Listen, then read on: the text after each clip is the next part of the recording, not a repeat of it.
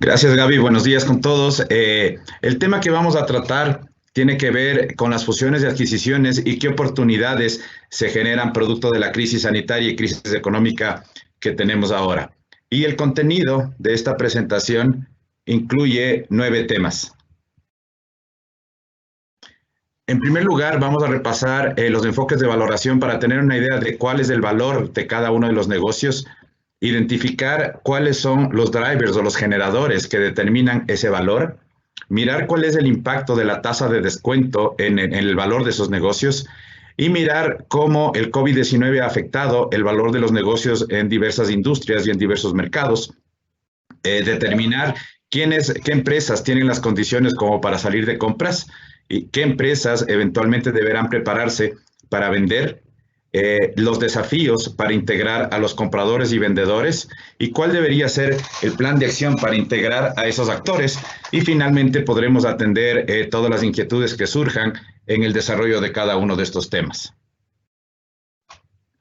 Y empezamos con la pregunta de cuánto vale mi negocio. Y básicamente ahí tenemos 3 enfoques de valoración como prácticas estándar. El primero es un enfoque de ingresos, el segundo es un enfoque de mercado y el tercero es un enfoque de costos. Vamos a revisar brevemente en qué consisten cada uno de estos enfoques. El enfoque de ingresos básicamente parte de una proyección financiera en donde lo primero que hacemos es determinar cuál es la capacidad del negocio de generación de resultados, además de determinar cuál va a ser el requerimiento de recursos en términos de financiar el capital de trabajo. Además, se consideran todas las inversiones que sean necesarias para lograr esos niveles de desarrollo y eso básicamente lo que nos permite es identificar cuál es el flujo de caja libre que tiene la operación o el core business del negocio. Ese flujo de caja libre básicamente se le aplica una tasa de descuento que refleja el rendimiento esperado de cualquier inversionista por hacer la inversión en esa compañía y en ese sector y el valor presente de esos flujos de caja libre descontados al rendimiento, a la tasa que se haya determinado, es lo que nos determina el valor presente de los flujos operativos descontados, que básicamente es el método más utilizado en general y refleja el enfoque de los ingresos. El segundo enfoque es un enfoque de mercado.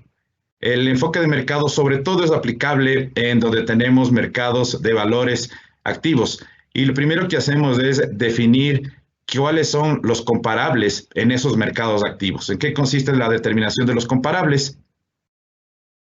Identificamos qué mercados pueden ser comparados al Ecuador en este caso, cuáles sectores económicos en relación a la empresa que estamos valorando y cuál es el tamaño relativo de empresas que podríamos considerar comparables. Aquí es importante tener en cuenta que en el Ecuador lamentablemente no tenemos un mercado activo de valores, el mercado no es ni activo ni transparente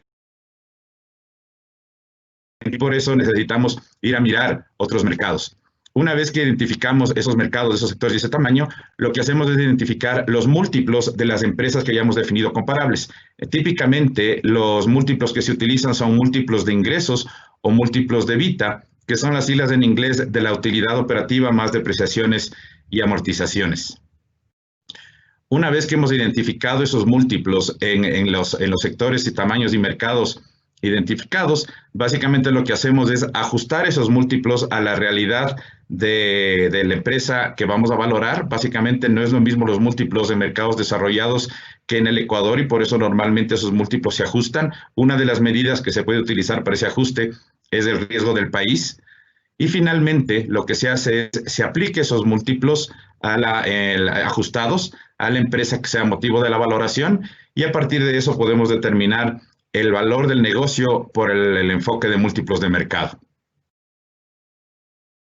El tercer enfoque tiene que ver con un enfoque de costos, en donde básicamente se toma como punto de partida el balance de situación de un negocio a una fecha determinada, la fecha de valoración, y se considera el valor de mercado de cada uno de los activos. Para eso se aplican procedimientos tales como el avalúo de los activos fijos, procedimientos especiales para validar el valor real de los inventarios, de las cuentas por cobrar, no desde un enfoque auditor, sino más bien desde un enfoque de realización.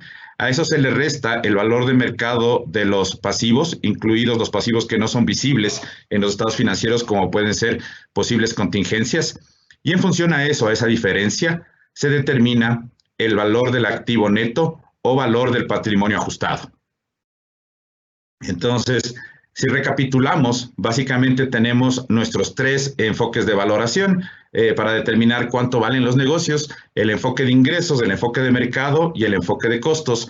Como vieron en la breve explicación que hice, el enfoque de ingresos y el enfoque de mercado básicamente consideran la potencialidad de generación de ingresos de un negocio hacia el futuro, y por eso son considerados como métodos dinámicos.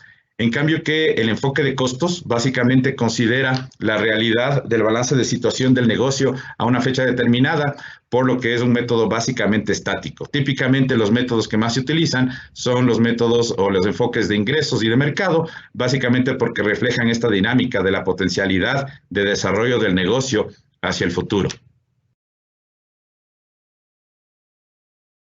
Entonces, centrándonos básicamente en las metodologías que son más aplicables, que reflejan los métodos dinámicos, ¿cuáles son los drivers o los generadores que aportan de manera significativa al valor de los negocios?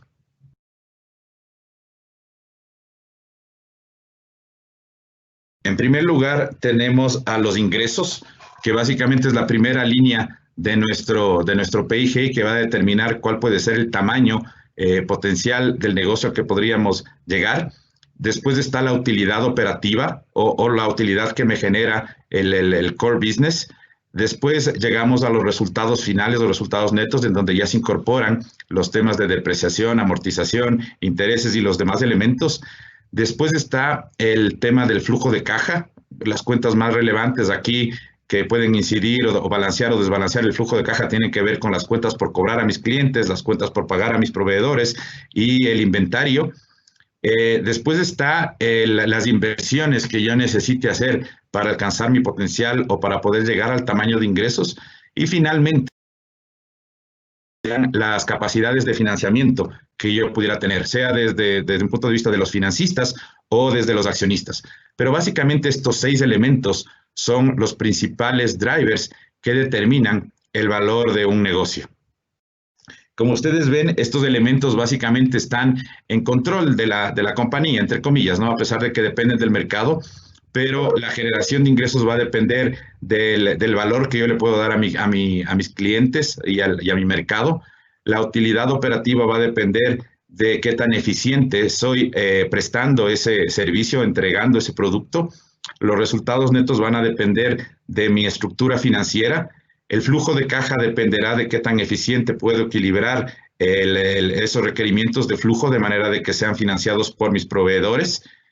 Las inversiones dependerán de las capacidades de crecimiento y de la capacidad de financiamiento, que es el último elemento, ¿no? Es decir, estos seis elementos son los que básicamente generan un impacto en el valor. Pero por otro lado, hay elementos fuera del control de la empresa y sobre todo es lo que tiene que ver con la tasa de descuento, aplicable específicamente en el enfoque de ingresos. ¿Qué representa la tasa de descuento? La tasa de descuento representa el rendimiento que cualquier inversionista esperaría por hacer una inversión en el negocio que estamos valorando. Y básicamente tiene 4 componentes. El primer componente tiene que ver con la tasa libre de riesgo, es decir, si yo decido no arriesgar, ¿cuál es el rendimiento que yo como inversionista esperaría? Y para eso lo que se utiliza como punto de referencia es el rendimiento de los bonos del Tesoro americano. En segundo lugar, si yo decido no hacer una inversión libre de riesgo, sino hacer una inversión de riesgo, tenemos que incorporar el riesgo del país en donde se basa la inversión.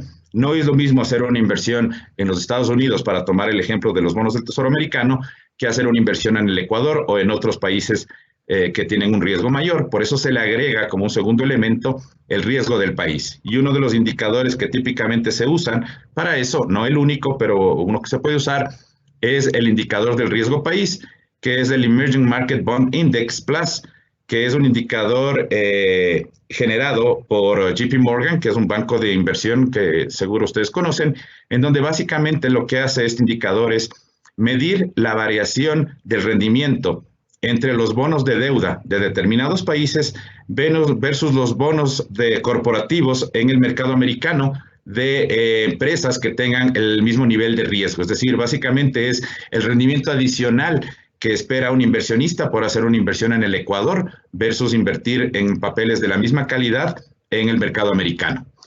El tercer elemento de la tasa de descuento o del rendimiento esperado es el riesgo de la industria. Evidentemente no es lo mismo invertir en una empresa que presta servicios públicos, por ejemplo, o en una .com. Evidentemente tienen desempeños totalmente diferentes y el nivel de riesgo es diferente en cada una de esas industrias, y para eso se aplican las estadísticas en los mercados abiertos, específicamente lo que se conoce como el beta de la industria, que es una medida que refleja qué tan riesgoso es esa industria versus el promedio de todo el sector empresarial en el mercado de valores abierto. Y finalmente, el cuarto elemento tiene que ver con el riesgo de la empresa, el que está basado en la condición financiera y operativa que pudiera tener el negocio motivo de la valoración. Entonces, como ustedes ven, por un lado hay elementos internos que tienen que ver con la capacidad de generación de ingresos, la capacidad de generación de resultados, qué tan balanceado tengo mi flujo de caja cuáles van a ser mis necesidades de inversión y cómo voy a financiar esas inversiones. Pero por otro lado también tenemos elementos que están fuera del control de la empresa, que tienen que ver con la tasa de descuento o con el rendimiento esperado por un inversionista en invertir en determinada empresa, en determinado sector. Y creo que vale la pena mirar cómo el COVID o cómo la crisis que hemos tenido ahora nos ha impactado y cómo estos elementos, cada uno de estos elementos de la tasa de descuento, se han modificado por efecto de la crisis. Aquí los dos primeros elementos, lo que tiene que ver con la tasa libre de riesgo, el rendimiento de los bonos del Tesoro americano, es lo que está descrito acá. Aquí vemos una evolución diaria desde el 1 de enero del 2019, en donde como puede versus el 27 de septiembre del 2020, en donde como podemos ver por efecto de la crisis, básicamente esa tasa libre de riesgo ha disminuido, ¿no? Mientras más corto plazo ha disminuido más y a largo plazo la disminución es menor, pero claramente hay una tendencia hacia disminuir lo que es la tasa libre de riesgo.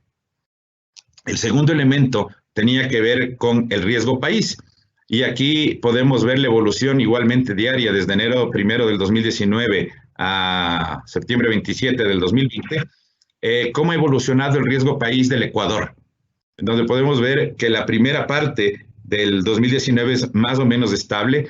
Al cierre del 2019 teníamos un indicador de riesgo país de 826 puntos, eso a la larga representa un 8.26%, y después, producto de la crisis, vemos cómo se disparó el riesgo país, básicamente porque al ser nosotros dependientes de los precios del petróleo y después de esa caída enorme que tuvimos inicialmente en la pandemia, de los precios en general de todos los commodities y del petróleo en particular, como vemos, el indicador subió hasta algo más de 6.000 puntos y después ha ido gradualmente con una tendencia hacia disminuir. Elementos que han incidido significativamente en esa disminución del riesgo país fueron la renegociación exitosa que pudo hacer el Ecuador de su deuda externa y gradualmente la recuperación que hemos visto de los precios del petróleo.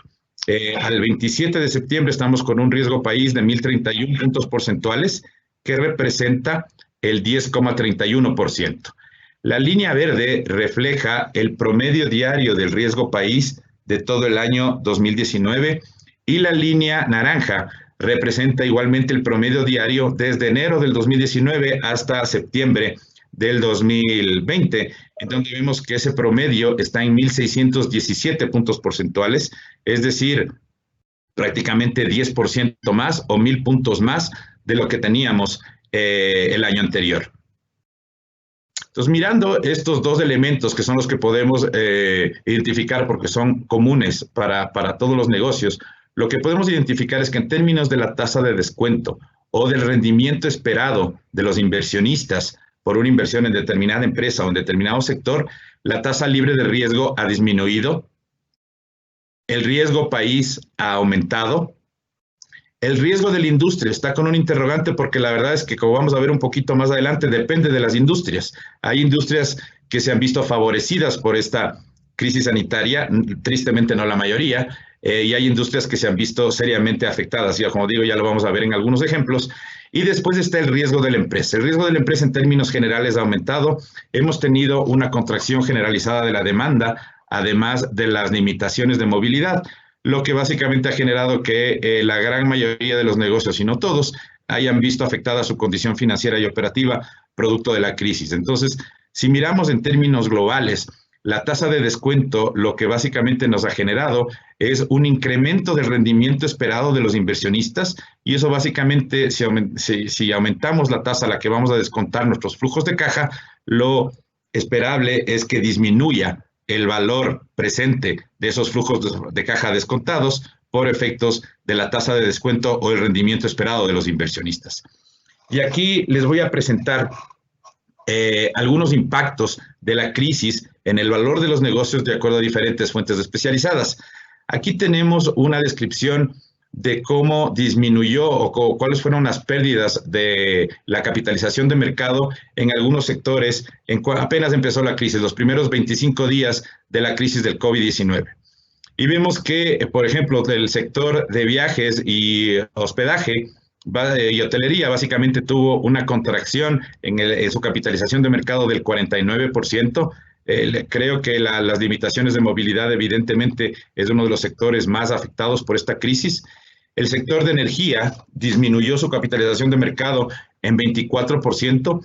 Básicamente la caída de precios, la falta de demanda y el sobrestock generaron dificultades en este sector que han ido gradualmente recuperándose. El sector de retail, su capitalización de mercado disminuyó en un 19%. Aquí hay que diferenciar probablemente los productos esenciales de los no esenciales, pero de cualquier manera hubo un impacto muy importante del 19%. El sector de la banca y mercado de capitales tuvo una contracción en su capitalización de mercado del 31%. En los bienes de consumo, la contracción fue del 16%. Y en el sector de la salud o de investigación, básicamente el de la contracción fue del 13%. Fíjense ustedes que a pesar de ser sectores esenciales como este último, de cualquier manera el primer impacto producto de la crisis fue una contracción en el valor del mercado de capitalización. Acá tenemos otras estadísticas en relación a cuál ha sido la volatilidad de los múltiplos de mercado. Y estos son múltiplos específicamente en relación al EBITDA, que representa la utilidad operativa más las depreciaciones y amortizaciones. En cada sector vemos que hay dos líneas. La línea más intensa básicamente refleja las expectativas de los próximos 12 meses y la línea menos intensa refleja las expectativas de los últimos 12 meses.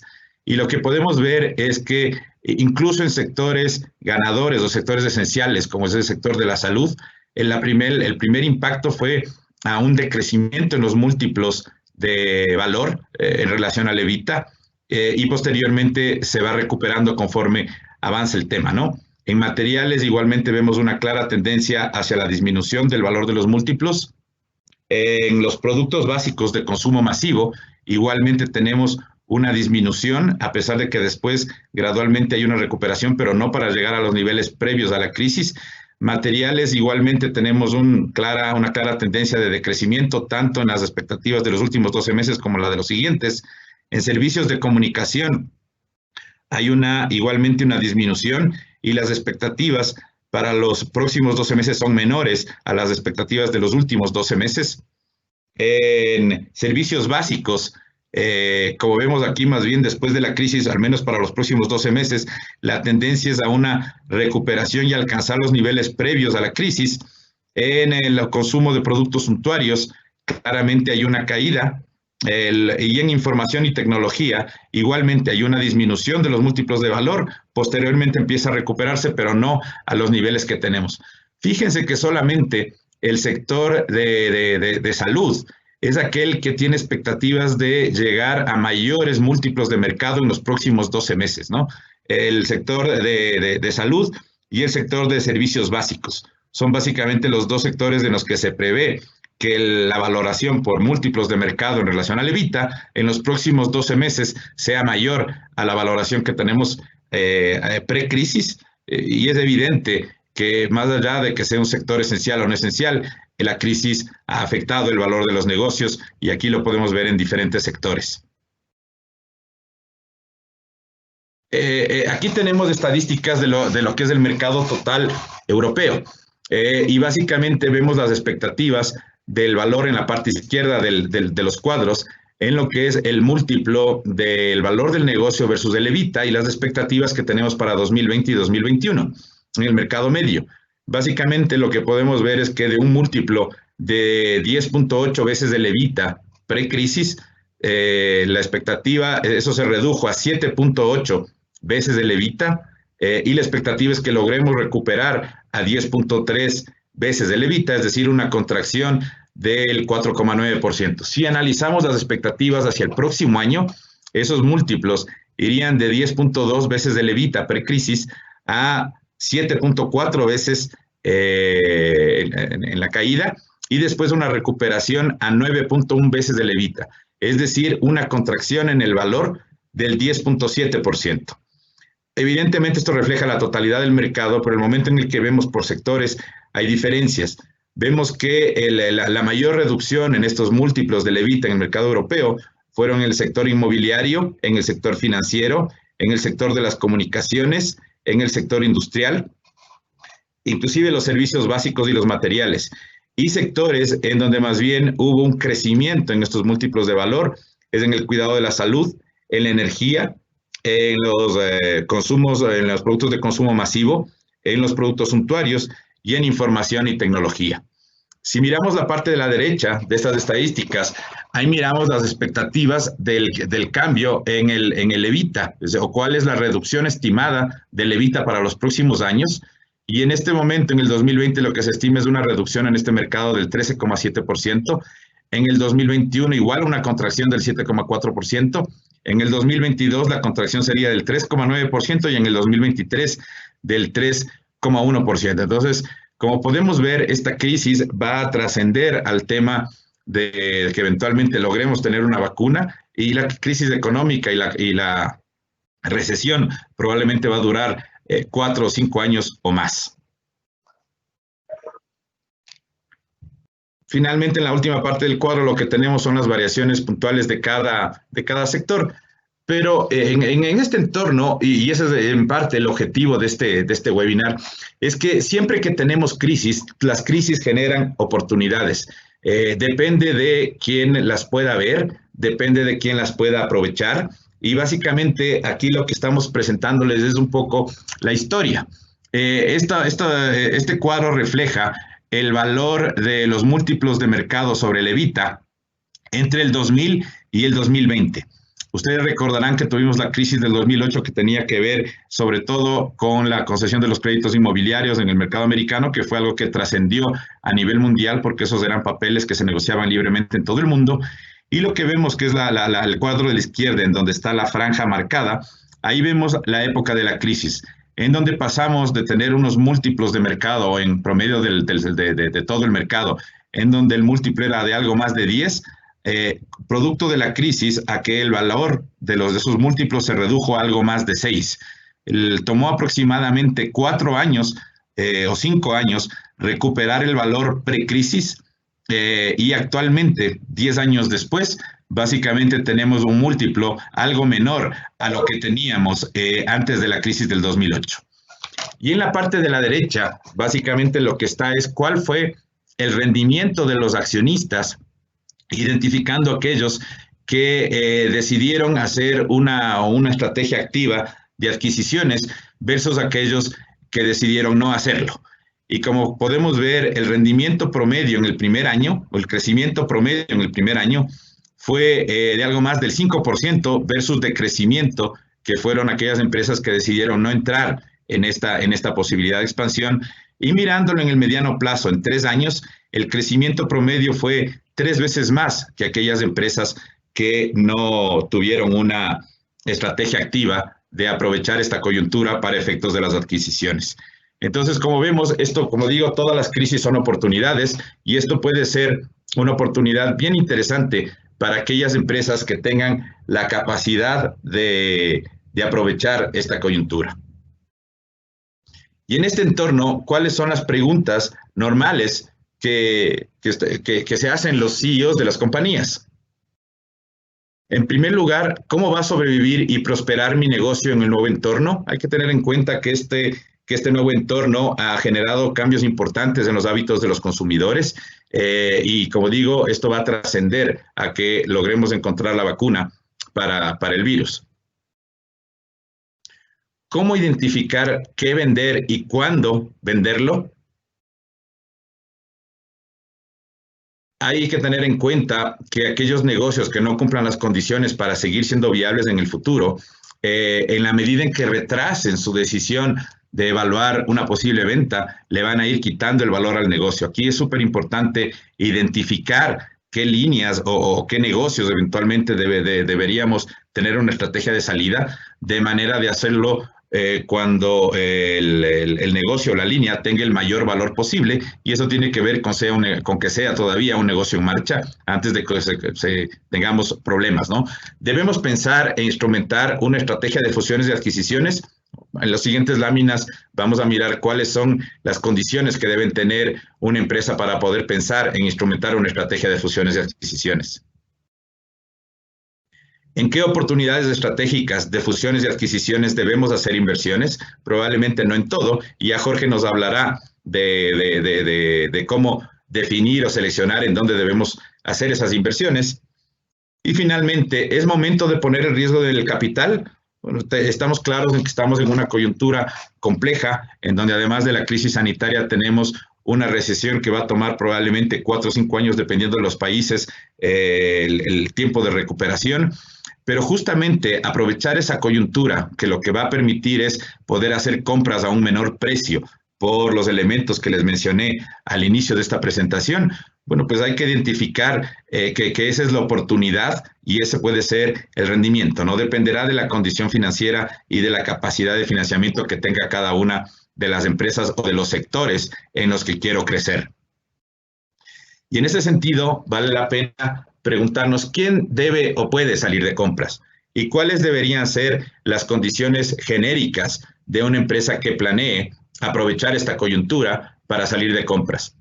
En primer lugar, debemos tener una capacidad real de aumentar la generación de ingresos en el futuro, básicamente porque estamos en un sector ganador, porque hemos ajustado nuestro modelo de negocio a la nueva realidad. Como digo, este tema trasciende al tema sanitario, trasciende al tema de la recesión, porque esto ha generado cambios en los hábitos de los consumidores, y debemos ser capaces de generar valor para esos nuevos consumidores o para el mercado. Entonces, en primer lugar está la capacidad real de aumentar la generación de ingresos.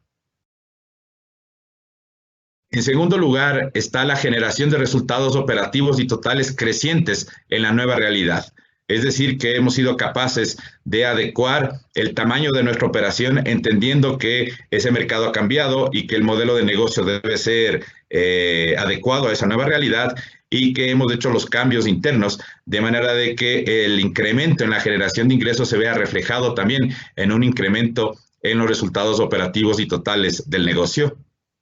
Y finalmente, tener una adecuada posición financiera, es decir, que tengamos la posibilidad de equilibrar el flujo de caja y que tengamos acceso a fuentes de financiamiento, sea que estas fuentes provengan de los financistas o prestamistas o de los accionistas, que son básicamente las fuentes tradicionales de financiamiento. Ahora, en contrapartida a este perfil, ¿quién eventualmente debe prepararse para vender? Bueno, aquellos negocios o empresas en donde tenemos una incertidumbre sobre la generación futura de ingresos, o porque estamos en un sector perdedor, o porque a pesar de estar en un sector perdedor o ganador, no hemos hecho los ajustes al modelo de negocio que se adecúen a la nueva realidad y a los nuevos cambios en los consumidores, y que por lo tanto nos resulta difícil generar valor para nuestros clientes, y nuestros productos o servicios no le agregan ese valor, nos resulta difícil generar la demanda y nuestros competidores nos llevan a la delantera. En segundo lugar, si tenemos resultados operativos y totales marginales o negativos en esta nueva realidad, y básicamente eso se da porque la generación de ingresos no es suficiente para sostener el tamaño de la operación, y como digo, tenemos limitada capacidad de generación de esos ingresos porque no le estamos agregando valor a nuestros clientes.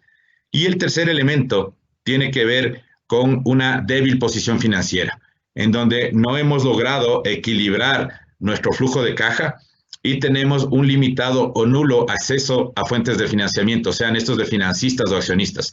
Aquí simplemente quiero mencionarles que en la medida, como les mencioné hace un momento, en la medida en que no seamos capaces de mirar estas realidades, podemos, si es que estamos en esta coyuntura de eventualmente tener que pensar en vender un negocio, mientras más demoremos esas decisiones, es muy probable que se vaya perdiendo valor en el tiempo que demore tomar esa decisión. Por el otro lado, si somos una compañía o un negocio que cumple el perfil para poder salir de compras, esto puede ser una coyuntura muy importante para poder crecer de manera significativa en los próximos años. Ahora le voy a dar la palabra a mi colega Jorge, quien nos va a hablar del proceso y de los elementos que uno debe tener en cuenta para que se vuelva exitoso una estrategia de fusiones y adquisiciones. Adelante, Jorge. Gracias, René. Buenos días con todos. En primer lugar, indicarles de que la pandemia tiene escenarios de operación cambiantes. Y para el caso de Latinoamérica, los escenarios son bastante del mediano plazo. Tenemos, por un lado, el manejo de riesgo, que se basa en establecer escenarios posibles con los cuales nosotros tenemos que manejarnos. Tenemos que resistir las caídas de demanda, por un lado, que afectan la estructura de costos, y tenemos la tercera posición, el tomar planes de acción que sean rápidos, flexibles y que van cambiando constantemente. ¿Cuáles son los desafíos que existen durante las fusiones? En primer lugar, la incertidumbre, que es muy alta. Hay una presión en validar las sinergias y eso puede estar cambiando constantemente. Los equipos de negociación pueden estar estresados ante constantes cambios. Los atrasos en las fechas de cumplimiento debido a las limitaciones físicas. Y por otro lado, nosotros ya estamos trabajando en un ambiente híbrido. ¿Qué significa el ambiente híbrido? Que estamos online y offline. Y muchas empresas han tomado esas posiciones de irse o a un modelo híbrido o a un modelo online, dependiendo de las industrias. Pero este es el mejor momento para una fusión-adquisición, porque los ajustes y los cambios se tienen que realizar en esta situación. No debemos esperar al rebote de la industria para poder ir pensando en fusiones y adquisiciones. Es el momento actual, cosa que cuando existe el rebote, nuestra función, nuestra estrategia es acelerar el crecimiento. Y una de las cosas que vamos a empezar es cuáles son los pasos de una fusión y adquisición en forma básica. Las fusiones y adquisiciones se hacen en tiempos, sea días, sea meses, dependiendo lo complejo de la fusión.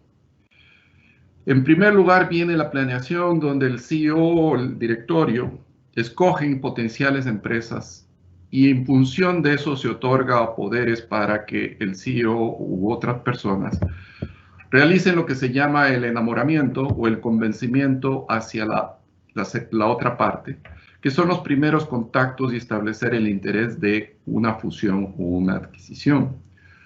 Luego viene ya el proceso arduo de negociación en el que arranca con una licitación o un bid, que es el proceso de la venta, y termina con la firma o el anuncio, la firma del trato y el anuncio de la fusión y adquisición. Luego viene el procesamiento del trato, que son acciones para perfeccionar tanto el trato como el cierre, y nos vamos a concentrar en la parte que muchas veces dejamos, que es la integración. ¿Qué es la integración? Es el plan de ejecución en función del trato de la negociación.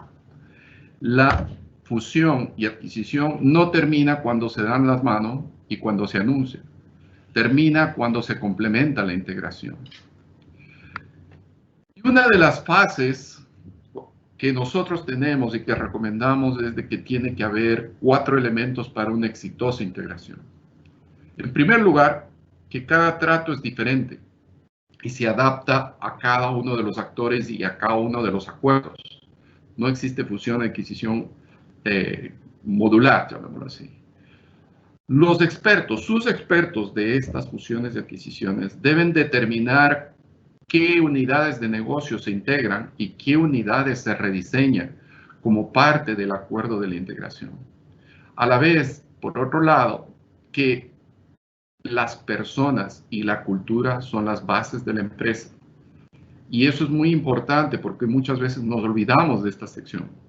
Por último, el principio es de que hay un riesgo, hay un valor, y que las variables de decisión, que pueden ser miles, pueden afectar cada una de las partes. Y nuestra función es que se tiene que concentrar en la ejecución, no solo en la planeación, sino en la ejecución.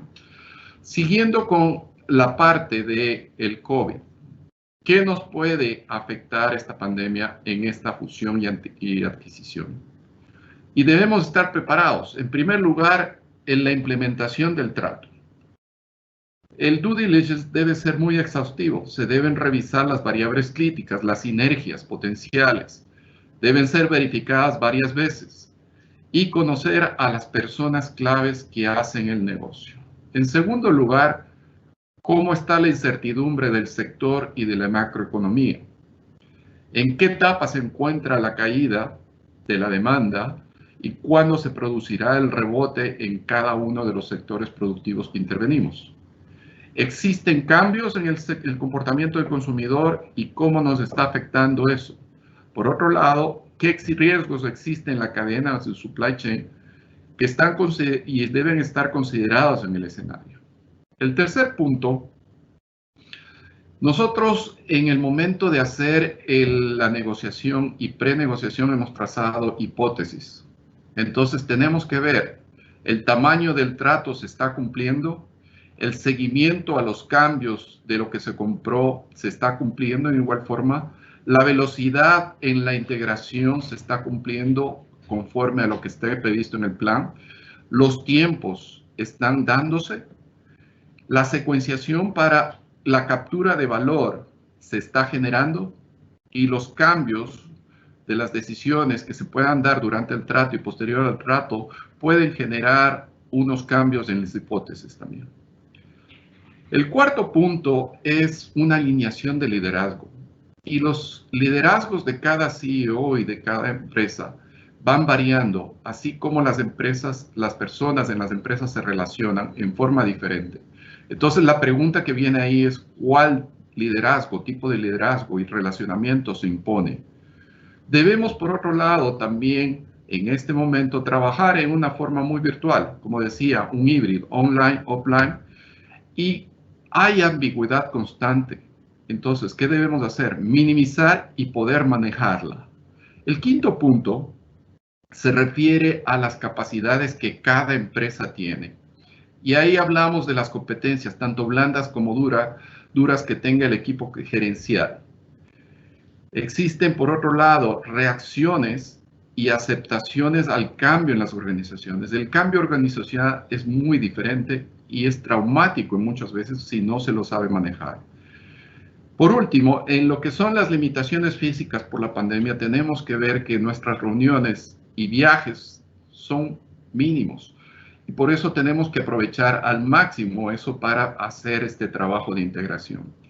El trabajo remoto y reuniones también tienen que haber razones para hacerlas. Y por último, que la empresa vendedora puede tener diferencias posterior al trato y eso también es importante ir viéndolo y evaluándolo. Ahora, ¿cómo trabajar en esta situación? Nosotros, ¿cómo sugerimos que se trabaje? En un plan de acción que refuerce el trabajo del due diligence. Un chequeo doble en la revisión. Converse con la industria, converse con los clientes, haga un check legal de la empresa y de las marcas. Evite sorpresas en esta parte legal.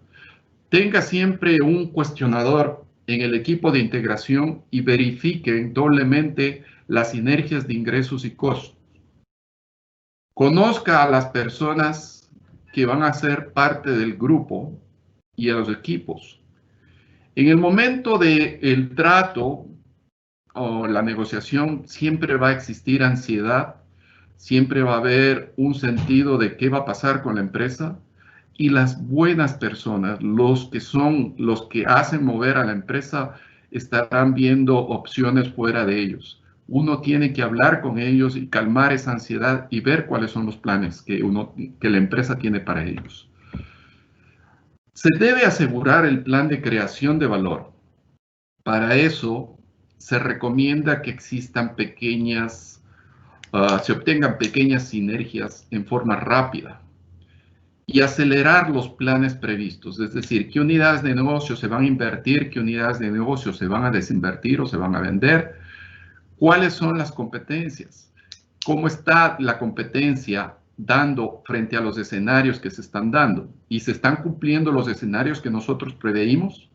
En términos de los clientes, hay cambios en el comportamiento que no estaban previstos dentro del plan o existen amenazas que están afectando a ese cambio de comportamiento. Tenemos que ver esto y asegurarnos que se cumpla la creación de valor en la fusión de adquisición. El tercer punto es de que no debemos buscar la perfección, seamos prácticos. Y eso significa que antes de la integración ya se tiene que contar con una visión conjunta de las empresas combinadas. No espere a que usted esté en medio del trato, finalizando el trato, para ir pensando cuál va a ser la visión. Comercial y operaciones son las áreas prioritarias. Sea realista. No esté pidiendo cosas más allá de las capacidades que realmente se tienen. El equipo de integración es un equipo que debe trabajar directamente y constantemente con el CEO y gane pequeñas batallas comunicándolas en forma rápida. El cuarto punto se refiere a liderazgo y cultura, que es clave en esta fusión de adquisición. La comunicación constante es de arriba hacia abajo y mida el clima laboral. La toma de las decisiones debe ser acordada y no impuesta. El retener a los high performance y a los high potentials es un pecado mortal el dejarlos ir, porque usted compró en función de contar con esos recursos claves. Maneje cuidadosamente el cambio organizacional, mide los avances. Y por último, el CEO es el que lidera el ejemplo, y aquí viene un axioma que es: la cultura es la sombra del líder. El último punto es que empodere a los líderes de la integración. Sea claro y tenga actualizada la hoja de ruta o milestones. La creación de valor es de largo plazo. En el corto plazo solo se cumplen las metas. Sea rápido y flexible en cambiar los planes de integración. Eso va a estar constantemente dándose. Y use simulación financiera para volver a verificar los cumplimientos del trato. Tecnología debe apoyar el equipo con aplicaciones colaborativas para poder acelerar los procesos. En resumen, no existe un momento exacto, pero este es uno de los momentos para comprar. Por otro lado, las empresas que se ven afectadas, es mejor hacerlo con continuidad que vender únicamente activos. Una buena asesoría y estrategia hacen que el proceso sea exitoso. Los inversionistas deben apoyar al equipo, deben apoyarles en el manejo del estrés, en los cambios constantes, en las decisiones que se están dando y hacer una integración bajo constante comunicación. ¿Cuál es lo que tenemos que ver? 3 puntos. La visión del 2021 debe incluir crecimientos acelerados en este proceso. Tenemos que este es el momento 2021 para hacer los cambios, y eso significa que su plan estratégico y su modelo de negocio debe contemplar fusiones y adquisiciones. Existe, por otro lado, que son sinergias reales de costos y ingresos. El segundo punto es que la negociación termina al finalizar la integración y que se dé un cumplimiento al plan de creación de valor. Entonces debemos responder a las preguntas que están puestas ahí y capacitar a las personas y evaluaciones constantes. El último punto que quisiera dejarles a ustedes es de que sin personas no hay empresas. Y debemos ajustar la cultura a la nueva empresa. Debemos, por otro lado, tener planes de retención y planes de sucesión visibles. Empatía hacia el cliente. No tanto la orientación al cliente, porque muchos decimos que lo tenemos, sino empatía. Es decir, que estamos conectados con el cliente y que eso es lo que nos mueve a nosotros. Y busquen ayuda a tiempo antes que esta integración no se vuelva lo que tenían previsto como el trato. Quisiera dejar por último un mensaje en términos, si podemos pasar a la siguiente lámina, por favor, de que nosotros estamos trabajando con clientes que están tomando en este momento oportunidades y minimizando los riesgos. Ellos no están esperando a que termine la pandemia.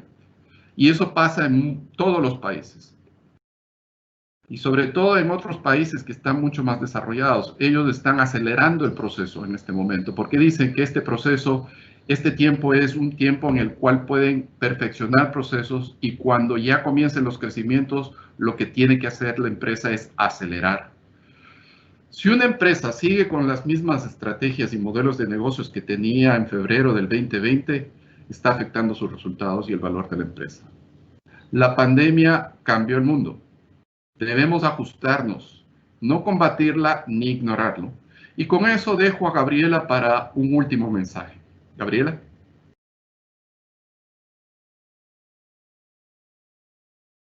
Muchas gracias, Jorge y René, por su intervención.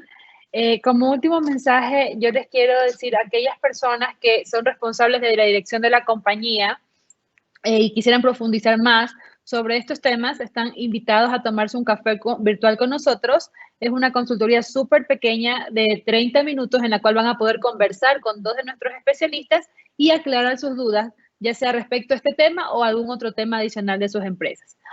Por el momento vamos a pasar a las preguntas.